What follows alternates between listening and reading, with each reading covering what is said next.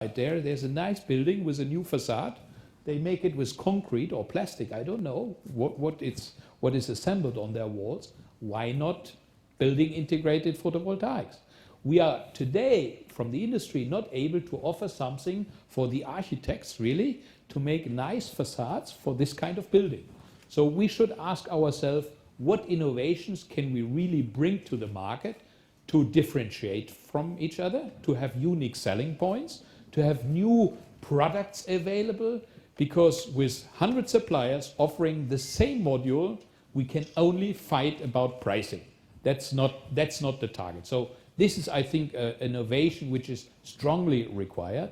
The second point, when we talk about innovation, we just had in the previous panel discussion the point that we have so many soft skills and soft things, software we have to solve before we can install a farm into the grid and feed it into the grid.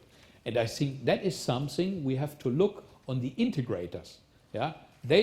I'm sorry to say so, they should make their job maybe a little bit faster and work on standardization.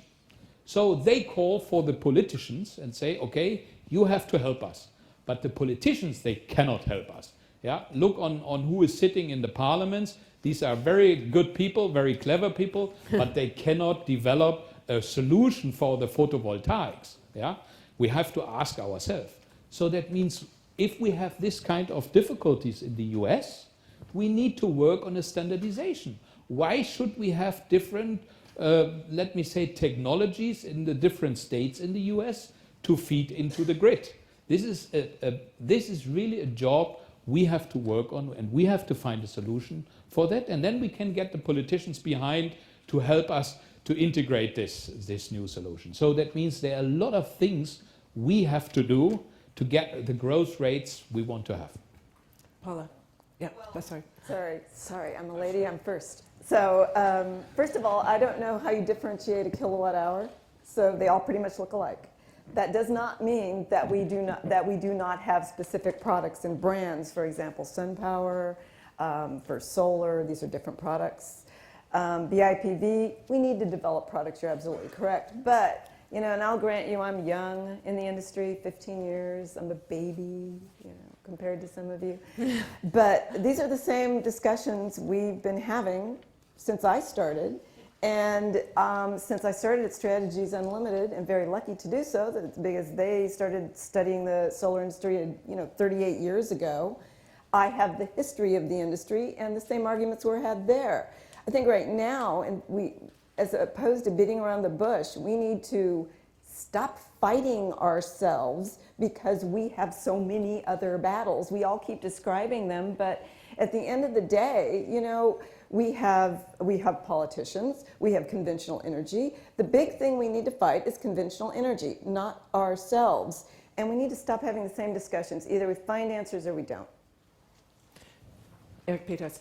Yeah, I wanted to add a comment on, I don't completely agree with you, and I wanted to also make a comment on innovation. That's why it's fun to be here, right?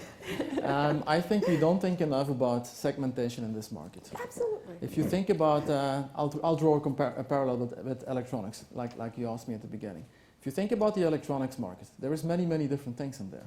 And some things, memory as an example, DRAM, it's totally undifferentiated. There is still 3 suppliers left in the world. I think Samsung has 60% share. And it's all about cost. I think that's a module for utility scale. Why would it be differentiated? It has to be really cheap. And there is going to be very few companies left making that. That is what's going to happen. It's going to be painful to get there, but there is no escape. I think that's how it's going to be. But then I do think there is going to be a whole bunch of other markets where it is going to be integrated into automotive or integrated into buildings, and it's going to look very different. And it's going to add a lot of value. And I mean, the electronics equivalent is if you look at smartphones, for instance, and what the differentiation is there. And you can make a lot of money there in many different ways. And brand is going to come into it, and technology is going to come into it, and many other different elements. And I think that differentiation in solar, I think it's going to happen in this decade. So actually, we don't disagree. Sorry, I told you. I raised my hand. I'm good. We don't disagree. That's exactly what I said. Essentially, without finishing it off, yeah, utility scale commoditizes solar. However, somebody like me, like you, like other people that buy a solar system, either a commercial system or a residential system, it's different to them. It has meaning to them. So we're not disagreeing. We just have to stop fighting about it. We're selling different things. There is a commoditized market where you're right. Unfortunately, there's this downward pressure that's killing everybody. And for that market, it's going to be very hard for the prices to come up. For someone who's buying a residential system, I mean, seriously, you're buying quality, you're buying value, you're buying a machine that is the means of electricity production on your roof, and the fuel is free. So we don't disagree. We don't disagree, I agree. I disagree that. We disagree. And Gosh, you had a comment. I think I've got just 2 points to make basically on what was just discussed. One is that yes, it's good to compare whether Japan is giving 49 euro cents and Europe is getting so many euro cents and figure out that economics part. But what is happening world over, if we look at the markets, is that we have to think, just like in segments and products, we have to look at the future with a new eye. Similarly, on incentivization also, I think we have to look at it with a new eye. This kind of FIT and thing is not going to go forever. So we have to bring about a change in thinking on that. And India has done a little bit in thinking in that line.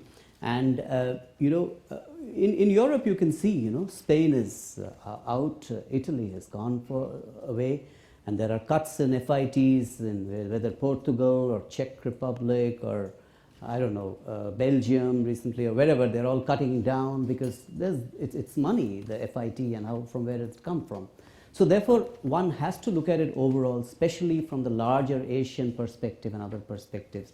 So what India has done is that for all, people who are bulk open access users, consumers, and who are bulk distributors of conventional power, has to have a renewable portfolio obligation. So they have to buy renewable power and if they don't, they are penalized at a rate equivalent to whatever FIT or whatever you call at that rate. So today the large steel, cement, paper, coal, oil and gas, whatever those kinds of petrochemical, those industries, as well as the utilities who are dealing with conventional or coal power or those kinds of powers, have an obligation. It starts very low, 0.25%, goes to 0.5, then to 1 to 2, like that over the years, and increases to 3, 5, 10, 20 over the next decade or 2. And in the process, what happens is that, there is a kind of a regulatory price index on which anybody can produce renewable power and put it in a power exchange. And these guys need to just buy certificates. They need not use it physically, or they need not even. I think that is something wherein some real good thought and work is required to make it do good. Because what happened in India is that with a lot of fanfare, FIT was announced. And then suddenly it was realized, oh, the prices have gone down so much, FIT is too big, people are laughing away to the bank. So what? You give discounts on the FIT. So the guy who gives maximum discount on the FIT wins the project. And people started giving 10%, 20%, 25% discounts on the FIT. And in the process, the quality of the projects were, and there were people from America who came with money, with products, thin films, they flooded the market.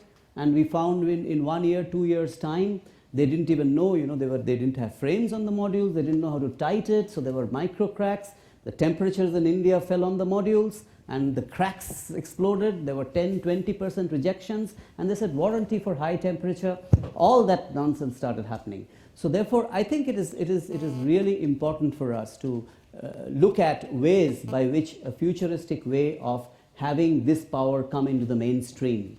And of course, as she correctly said, that still it is supported, still it is not standing on its own feet. So support can come in terms of making people get obligated who are using.